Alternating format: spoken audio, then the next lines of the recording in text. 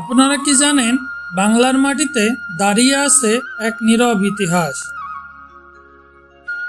যে মসজিদ শুধু ইবাদতের জায়গা নয়, বরং এক অমর স্থাপত্য। এটাই হলো ৬০ গম্বুজ মসজিদ। ১৫০০ শতকে খান জাহান আলী নামে এক পরাক্রমশালী সুফি সাধক সুন্দরবনের প্রান্তে গড়ে তুলেছিলেন এক জাদুকরী মসজিদ। পাথর আর ইটের সম্মিলনে শত শত শ্রমিকের ঘামে গড়া এই মসজিদে আছে ৬০টি গম্বুজ।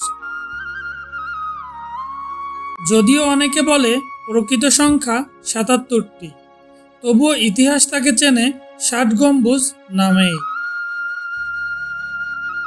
প্রতিটি স্তম্ভ যেন বহন করে শতাব্দীর ইতিহাস।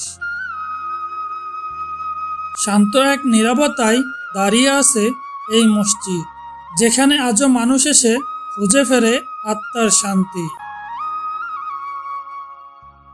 ৬০ গম্বুজ শুধু ইট পাথরের গাঁথনি নয়, এটা আমাদের পূর্বপুরুষদের মেধা, বিশ্বাস আর সংস্কৃতির জীবন্ত দলিল।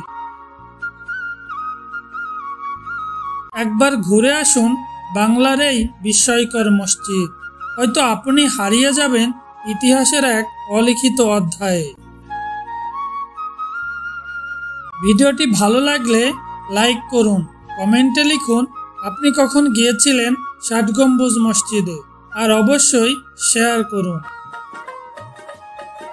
যাতে বাংলার এই ঐতিহ্য ছড়িয়ে পড়ে সবার মাঝে।